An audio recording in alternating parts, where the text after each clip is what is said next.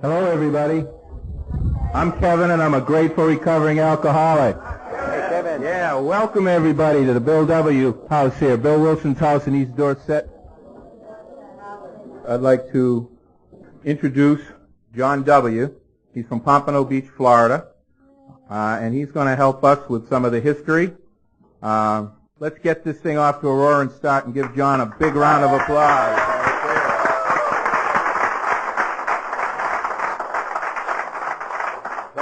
Thank you. My name is John Williams, and I'm an alcoholic. How y'all doing? A lot of us from Florida here, we come along, we like out-of-town meetings once in a while, you know? How many from Florida here? Look at that. I mean, we don't, and I'm surprised myself to see so many of us here. It was wonderful to see Pryor and his young lady coming in this morning. Well, I want to acknowledge, of course, a couple of things. I want to acknowledge that we're here in a special place. And as has been mentioned, this is a place of spirit. I don't have any doubt about that. I can just tell you what I'm experiencing, and I hope you're doing the same. And to have the opportunity to be here in a sense where some of the impressions were made on our co-founder. Carl Sandburg once said that in any society that's ever been studied, one that has come and gone, it always had one common denominator. Those that had failed, the common thread was this, that they had forgotten from whence they came.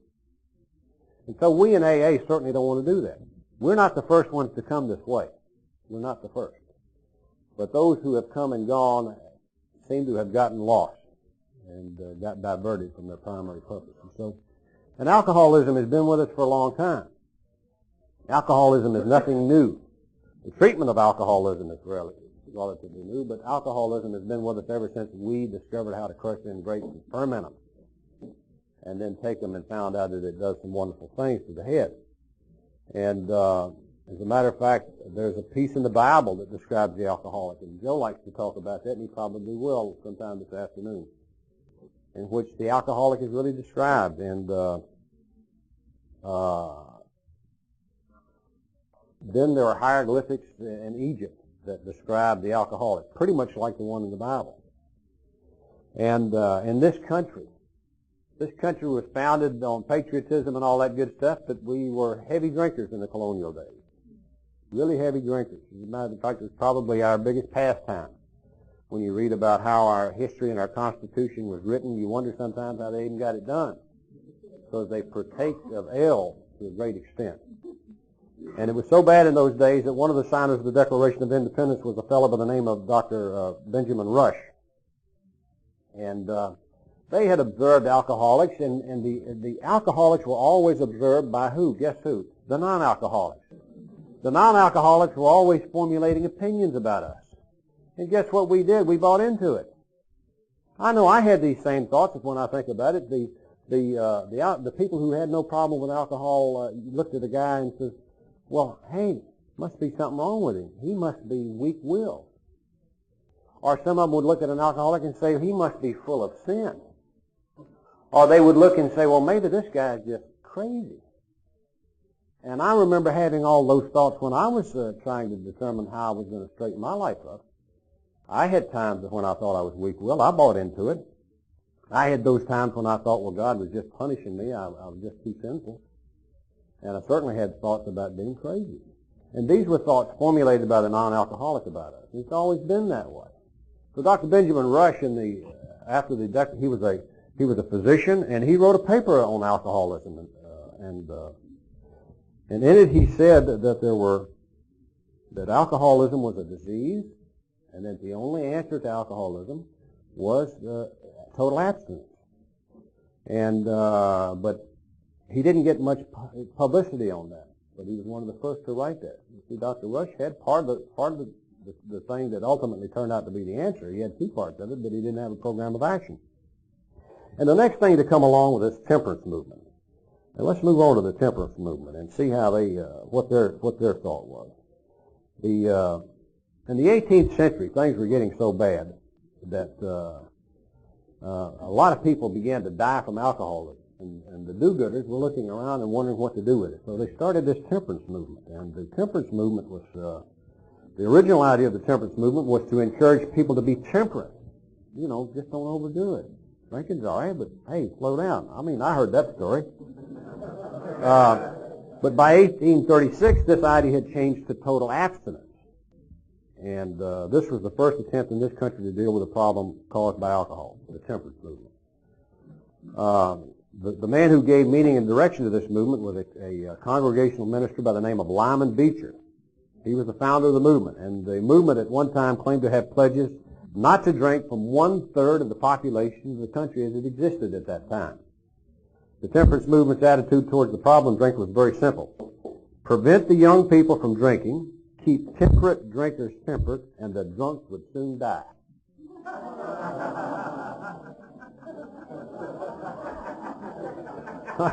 No problem here. They believed that the adherence to this philosophy would solve the problem.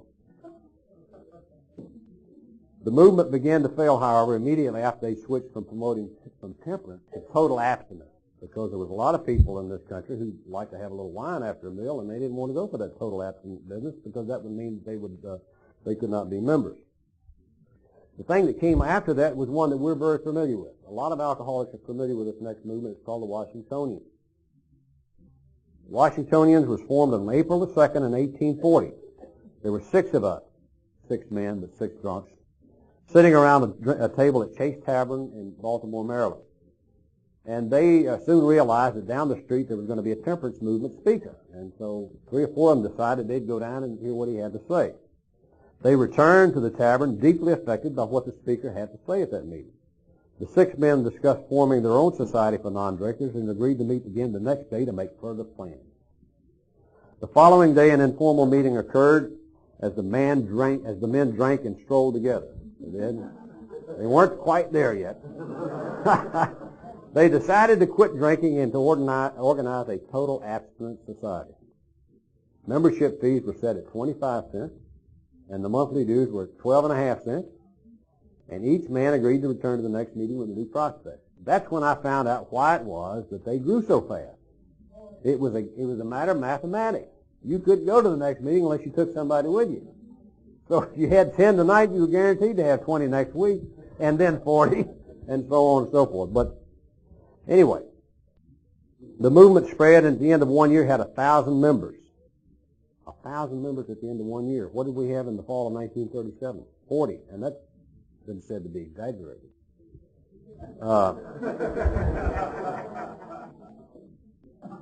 It was the first successful group formed by alcoholics, and at the end of the second year, at their annual meeting, guess who was the guest speaker? Abraham Lincoln. At the height of its popularity, the Washingtonian movement claimed to have as many as 600,000 members in the United States. Considering the population at the time, it was a highly successful movement. It was also the Washingtonian movement that developed the idea of having speakers at their meeting. In order to have something going on that would attract others, members were allowed to stand up and give testimony as to the troubles that they had experienced with alcohol. The practice was probably the origin of the speakers sharing their stories of experience, strength, and hope that we hear in Alcoholics Anonymous today.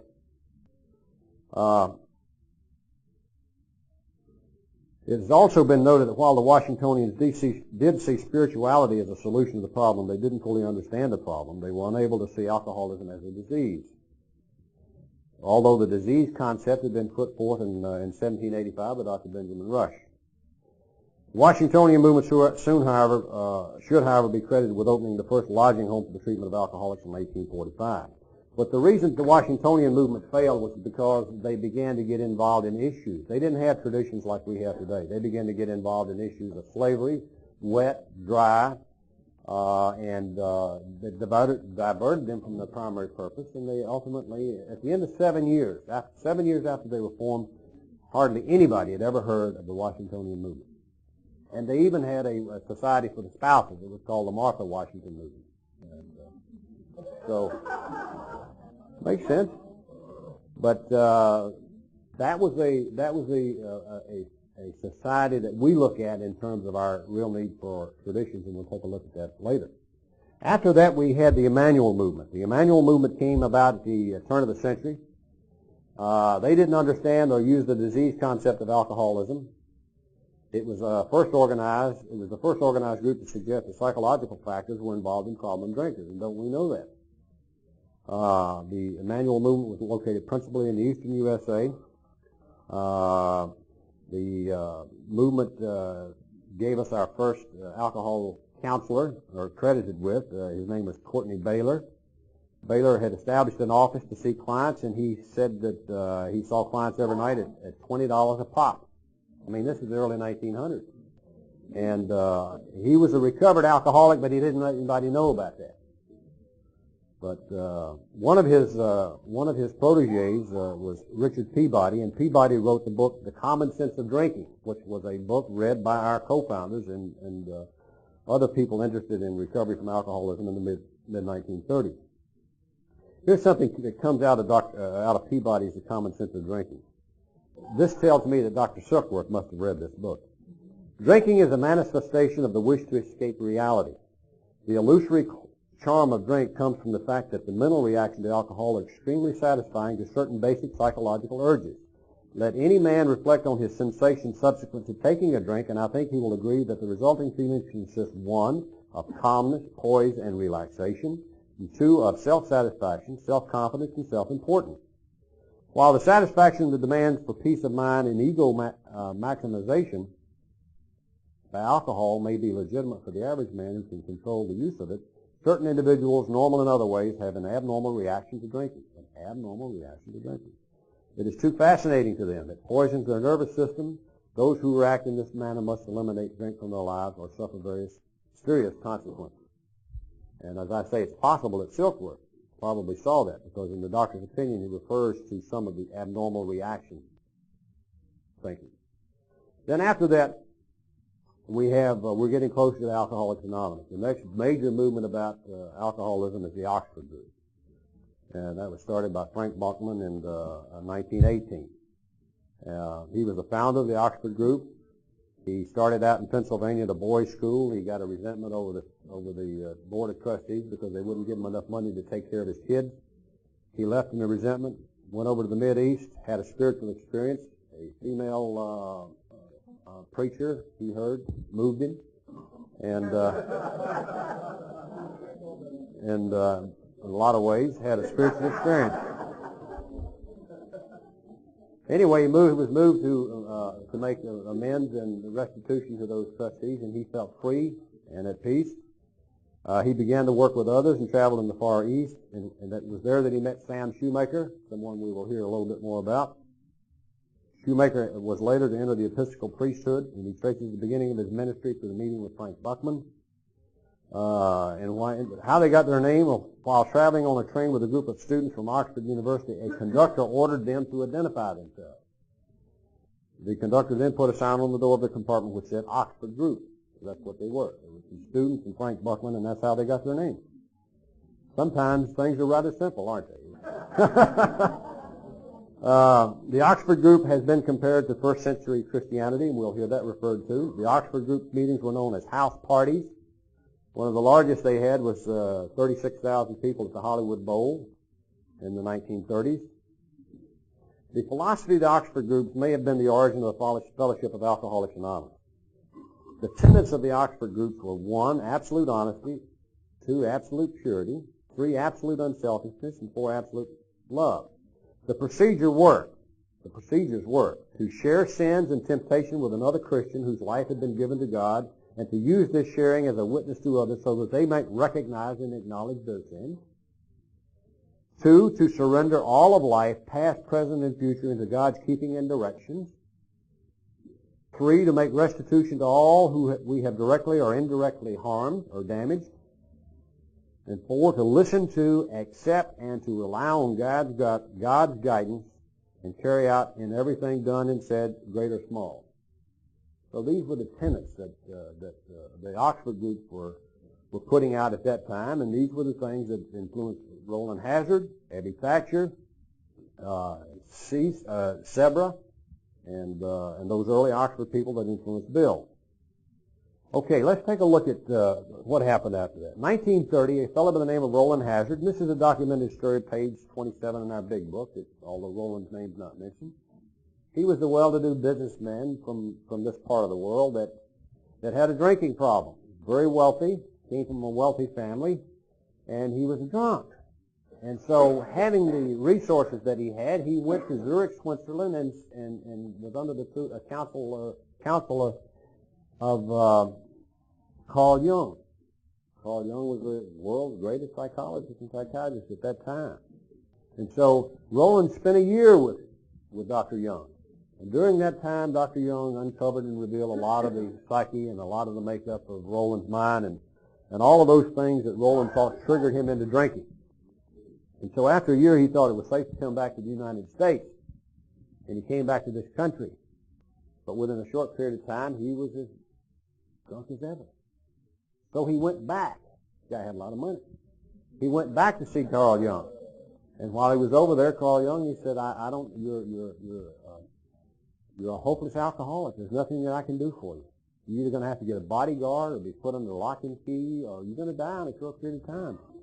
And Roland said, isn't there any hope? Isn't there any possibility that this might not happen? And it was at this time that Dr. Jung gave him the answer to his alcoholism. He called it a vital spiritual experience. He said, every now and then people have been having this thing, and then he went on to describe it. He said it was a huge emotional displacement and rearrangement. Whereas we get rid of the old attitudes and beliefs and ideas that were our guiding force, and we replace them with a new set. He said, I've been trying to arrange that in you, Roland, but I have not been successful.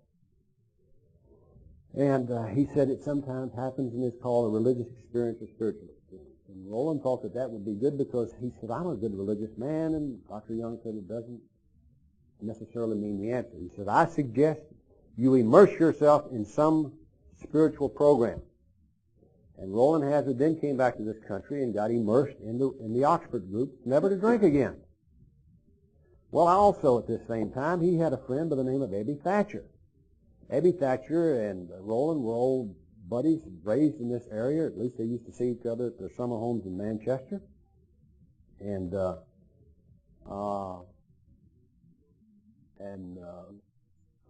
Abby was visiting his parents' old homestead in Manchester, trying to get sober, and Abby had been locked up many times, and the law had already said if you get into any trouble anymore, we're going to put you away.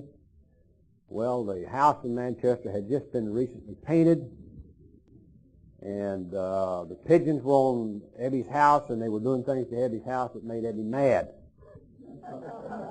You know what pigeons do. And so Abby went in, got his shotgun, and started shooting them pigeons. The law took a dim view of that, and they arrested him again. And so while he was before the judge to be put away, Roland and a couple of his friends interceded and got the judge to release Abby to their custody. And it was at that time that Abby Thatcher got involved in the Oxford movement. A short time here, and then he was sent to New York City, where Dr.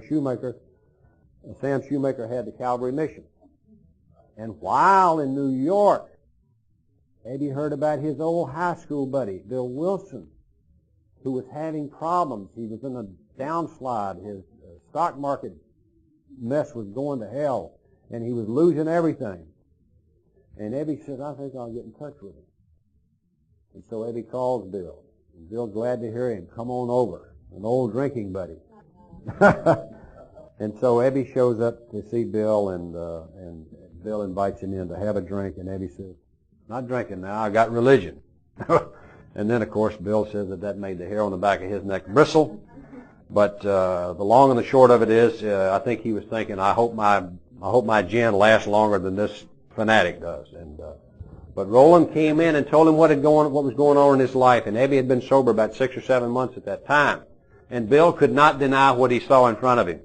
He knew Abby by reputation and by experience. He knew that Abby was a drunk. And here he was sober and claimed to have been sober for a few months. So he made a deep impression on Bill, although Bill didn't get sober right away. He went down to that Calvary Mission one time, and he met this guy, Alex, on the way down. He went drunk. And while he was in there, Bill was moved to testify and to give his testimony. And he was called.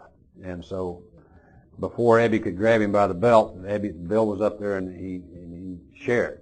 And the only thing about that is Bill didn't stay sober.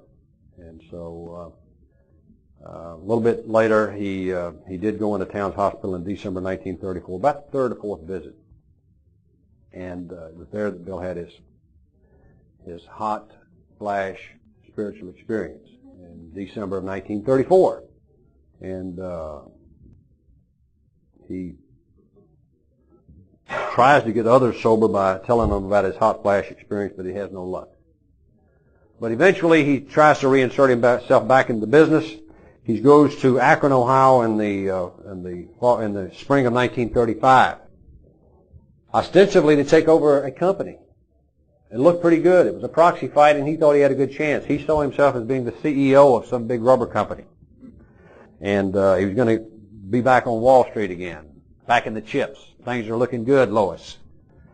It all went bad, and it all went sour, and Bill found himself there in the Mayflower Hotel one Sunday afternoon on Mother's Day, broke, beat, and busted, and dejected. And he heard the sound of the music down at the end of the hall in the Mayflower Hotel, and he thought about it. He knew at that time he needed another drunk to talk to. And he noticed the directory there, and the long and the short of it is he made some phone calls, got in touch with Walter Tunks. And Walter Tunks put him in touch with Henrietta Seiberling.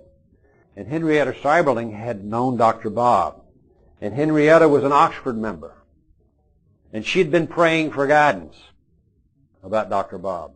Because it hadn't been too long before this time that Dr. Bob had finally admitted he had a problem with drinking. And so they were praying for guidance. And it explains to me why Henrietta was so willing when this rumhead from New York called and said he's looking for another drunk to talk to, come on over. We don't do that.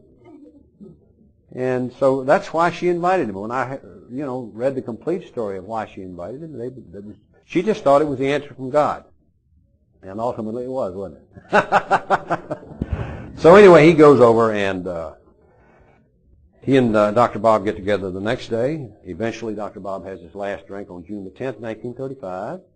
And that's when we say AA was born, but I'm sure that Dr. Bob and Bill didn't get together that morning and say, hello, co-founder, here we've got something started here. They didn't do it that way. As a matter of fact, that morning, Dr. Bob disappeared. He took a beer that morning because he had an operation to perform. He had just come back from Atlantic City, New Jersey, drunk.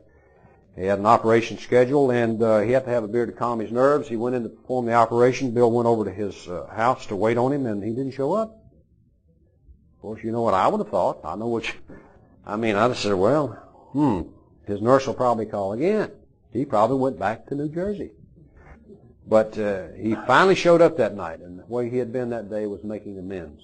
He had been out all up and down the streets of Akron, Ohio, making amends and restitutions and taking care of business.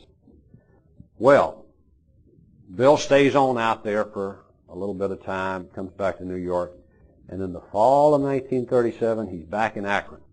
He went to Cleveland, and then he came to Akron to see Dr. Bob. And they're sitting on the porch at Ardmore. I can just see him sitting in the swing and trying to just sort of recap what's gone on since June of 1935.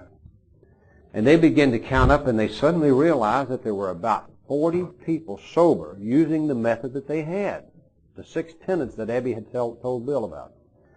And they began to wonder. They knew that there were millions of alcoholics out there that needed help, and it had taken them 2.5 to 3 years to sober up 40, which meant that people could get sober, but how were they going to get the word out? Well, here's what they thought about. Well, we need some missionaries. And hospitals. Hospitals don't want to have anything to do with drunks. We will build our own hospitals, and from the profits of the hospital, we will be able to afford the missionaries. And oh yes, by the way, we'll need some literature. We need to put our method down on paper. Why? So them drunks won't garble and twist it and get it all messed up. Well, they said, let's build. Now, Bob liked the idea of the book, but he wasn't crazy about these hospitals and stuff. So he says, let's bring that before the rest of the group here in Akron. And that group in Akron of 18 consisted of a lot of Oxford people. Not all of them were alcoholics. And they didn't call themselves alcoholics at that time anyway. We didn't know what we were. But that's what I call them. And they met at T. Henry Williams' home, another Oxford family who opened their house for Oxford meetings. There were just so many non-alcoholics who helped us out. And they called a meeting, and at that meeting that night, they put forth these ideas about missionaries and hospitals and literature. And, of course, it was thumbs down. We don't need that mess. Missionaries, it takes money. I don't have any money. You got any money? Nobody had any money. And hospitals, that's a racket. Big business. And literature, after all, the 12 apostles didn't need literature. Why do we need it? That's where they were coming from. But they had a vote. And lo and behold, the majority says, well, let's go for it. The missionaries, the hospitals, the whole kit and caboodle. And I know why they did that in Akron, Ohio, because they knew Bill had to go back to New York to do it. So it was easy to let Bill go to New York, and when he got back to New York with the good news, the New York bunch was all excited about it. That was the kind of deal they liked. Big business. So now he gets back to New York, and then they begin the fundraising. And Bill goes out with some of his cronies, and they start knocking on the doors of New York City, some of the wealthy folks, and saying, hey, we need some money. We got a new way out. We're sober enough alcoholics. We need some help. Here's what we want to do. We want to finance some missionaries, build a hospital, and print some literature. And those guys are saying, you got to be kidding. I think that the March of Dimes is a lot more important as far as my money's concerned. Other charities. After all, you guys brought it on yourself. Why should I give you any money? And Bill got a little upset about it. And he found out that Alcoholics as a Charity wasn't going to work at all. But he was mad. He was really PO'd. So he went to his brother-in-law, Dr. Leonard Strong. And to him he delivered his message of how short-sighted the rich really were. And how mad he was about it. And Dr. Strong was a good shoulder for Bill. He always had been. And Dr. Strong says, well, listen, I know a guy with the Rockefeller Foundation. If he's alive, he'll remember me. Maybe he'll remember me. Let me put you in touch. So he called, and sure enough, Willard Richardson was still alive. And yes, in fact, he remembered Dr. Strong, and Dr. Strong told him of the success Bill was having with sobering up drunks. Would he talk to him? Willard Strong said, sure, come on over. And they did. Then they had a second meeting, and at the second meeting it was decided that they'll have another meeting. And at this third meeting, he wants to bring in some of the Rockefeller connection, and he wants Bill to bring Dr. Silkworth, Dr. Bob, and some of the alcoholics. And in December 1937, this meeting took place. And during this meeting, Bill and the bunch began to tell their stories of their alcoholic misery and their recovery. And these non-alcoholics sitting around and listening and said, well, my God, he said, this is first century Christianity, just like that. And what can we do to help? Well, when those magic words came out, what can we do to help? All right, let me tell you what you can do to help. We need money. We need missionaries. We need a hospital. We need to print some literature. And then Frank Amos popped up. One of those that was there at the time, he says, well, don't you think money will spoil this thing? And, of course, they said, well, we've considered that. We've already been over that argument in Akron, Ohio, haven't we? We've considered that, but to do nothing would be just as dangerous, and they began to see that. So they formed a committee to investigate us. And Frank Amos went to Akron, Ohio, and talked to some alcoholics, found out about us, checked on Dr. Bob, found a home that could be converted into a hospital, because if they were to start a hospital, they wanted it done in Akron. Because Dr. Bob, although he'd been sober a little bit of time at this time, he had not been able to revive his practice. You see, Dr. Bob was a proctologist. And drunk or sober, not too many of us want to bend over and have this guy operate on it. The gamble was not worth it. I mean, I'd have hesitated. I don't know about you. But if they were to have a hospital, he would be there to superintend it. And so they came back. Mr. Amos made a recommendation to Mr. Richardson that Mr. Rockefeller give us $50,000 to start with. With the $50,000, they could finance a couple of missionaries, put a down payment on this hospital, and perhaps do some literature. Well, Mr. Willard Richardson took the report into Mr. Rockefeller and said, this is Mr. Amos's report, and then Mr. Richardson added his own glowing reports of us and what he'd been able to determine. Mr. Rockefeller looked at it, and he came up with the same thing that he'd heard before. He says, I think money will spoil this thing. He says, I think it will mess up the man-to-man approach that seems to be working with these guys. He says, I think money will spoil it. And he says, I'm not going to give you any money. And of course, when that word got back to Bill and Bob and the bunch, they thought it was bad news. It turned out to be good news because Mr. Rockefeller right then and there was guided to save us from ourselves. I can just imagine what would have happened if he'd have said, no, 50, why not 100? I mean, probably by the spring of 1938 it would have been over with. It wouldn't take us long to mess it up. But then Mr. Richardson told him of the financial plight of Dr. Bob and Bill, and Mr. Rockefeller put $5,000 in the Riverside Church, where Emerson Fosdick was the pastor, and he said, let them draw on it as long as it lasts, but he says, don't ever ask me for any more money. Now, Mr. Rockefeller didn't give us any money, but he sure gave us some publicity. He gave us his name, and he always loved Alcoholics Anonymous, and he later gave us a big dinner in which he invited $1 billion worth of assets to a meeting in New York City. And he wasn't able to attend, but Nelson Rockefeller was there. Well, anyway, they just said, well, he's not the only guy with money in New York. We'll keep on keeping on. And it was during this time that Bill roughed out the first 2 chapters of the Big Book, his story and the chapter There Is a Solution. These were used as paraphernalia to try to sell people on the idea of contributing money to us. In the meantime, they set up a foundation so that if anybody, just any old body, wanted to part with a few bucks and give it to us, they would have a foundation established so it would be tax deductible. And the first 5 trustees were established, 3 non-alcoholic and 2 alcoholics. And one of the alcoholics, short time, got drunk, and they'd made provision for that. If you're drunk and you're a trustee, you're off, bingo, automatic. And they used to have these meetings monthly to talk about what was happening, and nothing was happening. And about this time, a fellow by the name of Hank Parkhurst jumped into the scene. He was a protege of Dr. Silkworth, got sober about 1936, and was an ex-executive, oil company executive.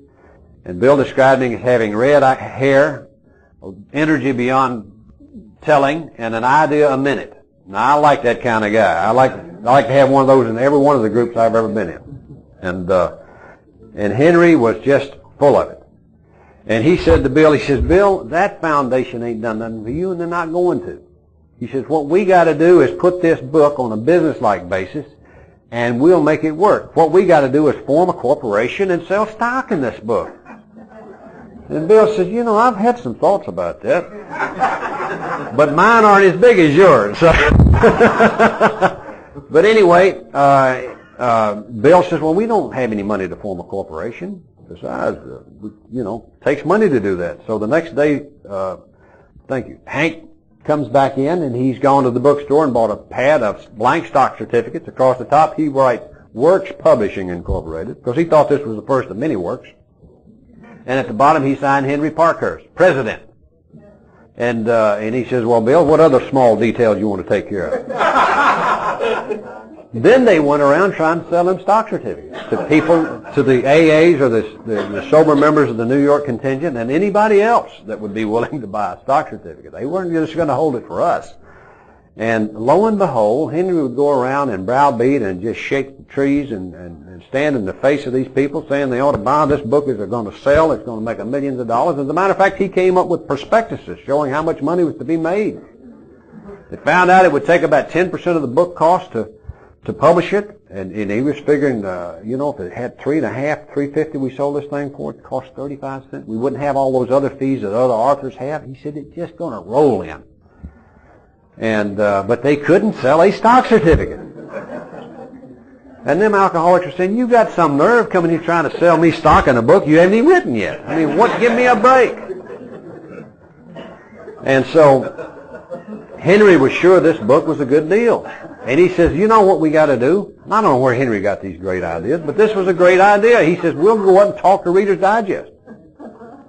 And maybe they'll print an article about the book and about what we're doing. Let's go see them." And they went up to New York, Pleasanton, New York, and saw the editor, Payne.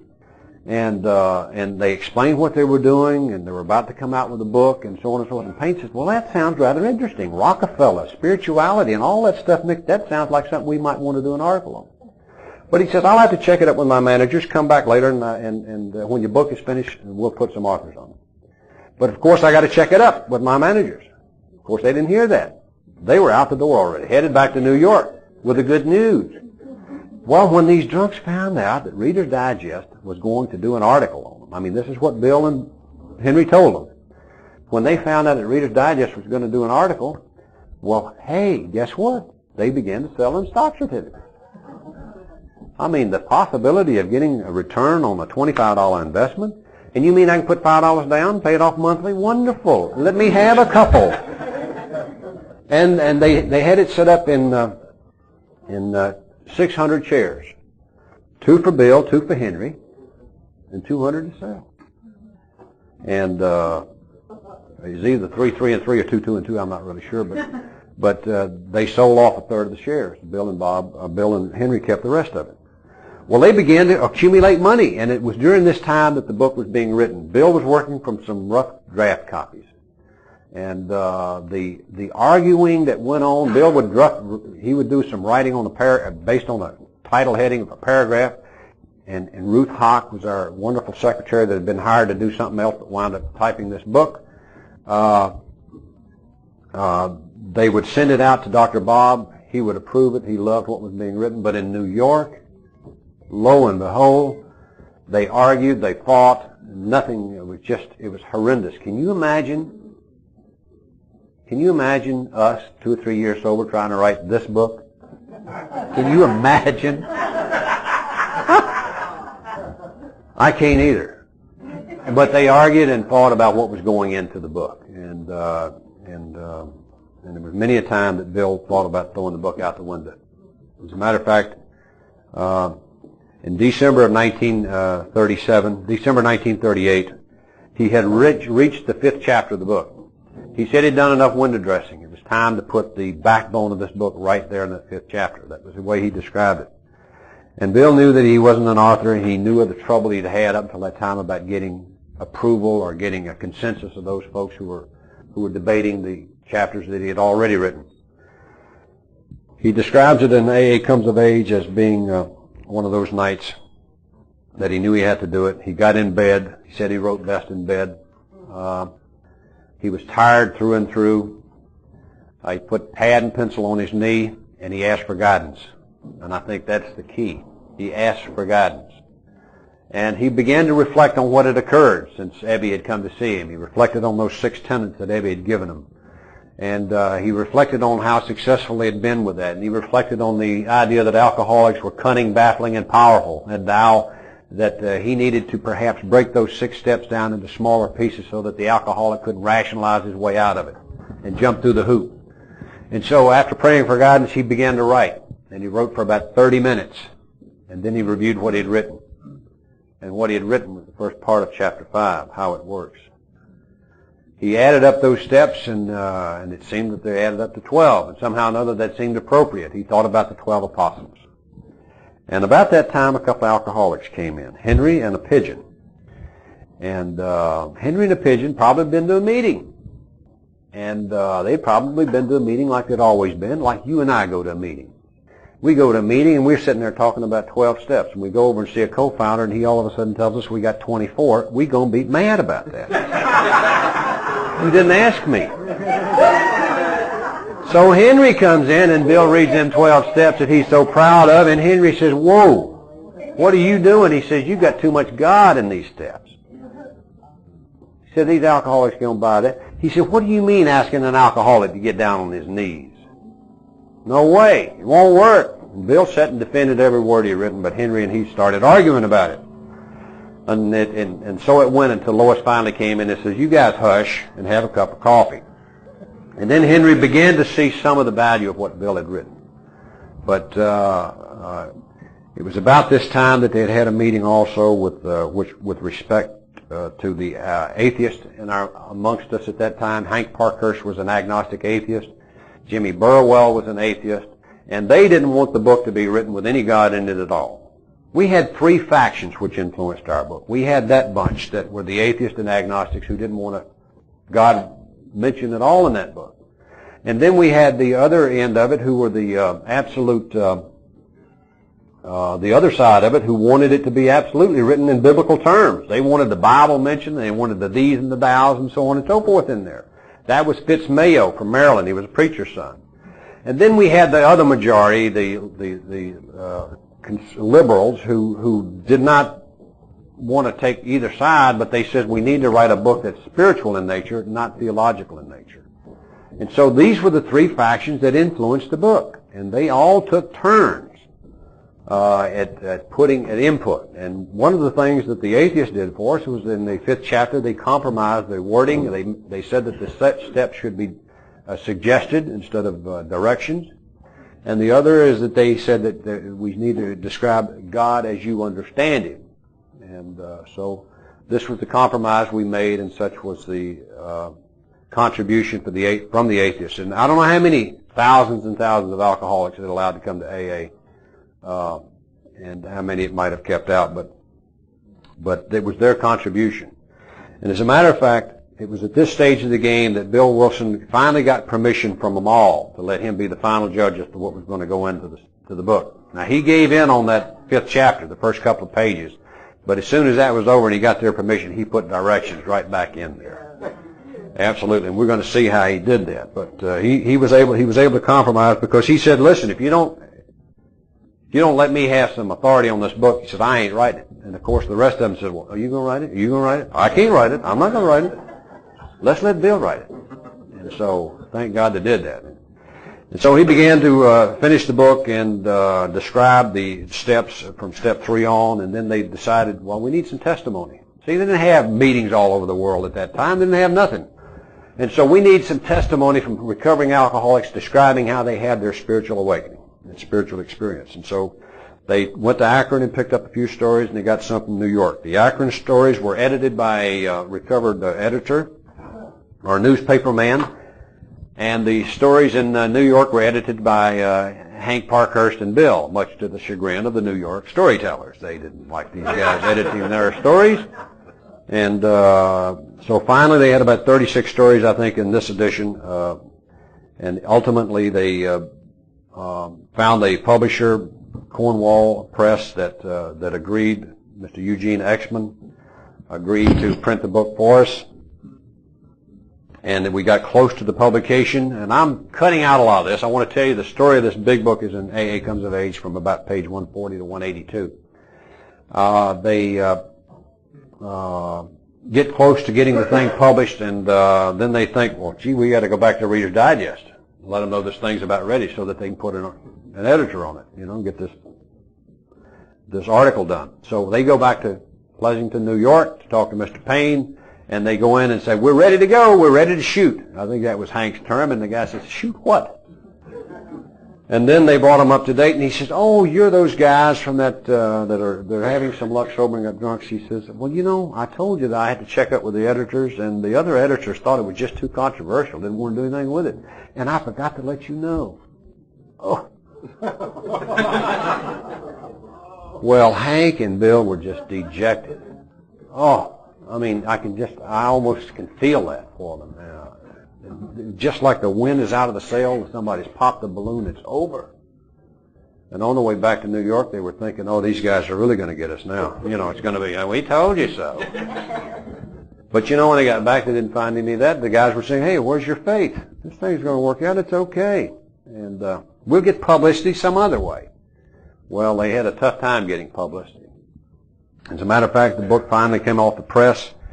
They only was able to put up $500 to get it done. The books were in the bonded warehouse. They couldn't get any favorable publicity anywhere. And one thing they had with this guy by the name of Morgan. Morgan came up one day with a nice idea. He said, I used to be in the radio ad business, and I know Gabriel Heater. And Gabriel Heater had a radio talk show, nationally syndicated, called We the People. He says, maybe I'll go down and talk to Gabriel.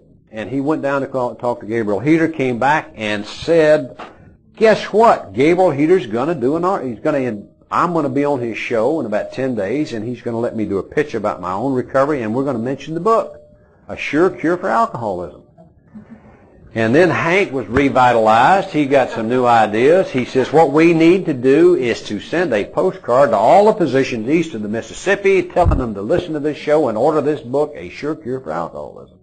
but they didn't have the money to do that. So they got an IOU or took out a note and got $400 or so, or $1,000, $500 or $600, whatever it took. He got the postcards printed and sent it out to all the positions east of the Mississippi.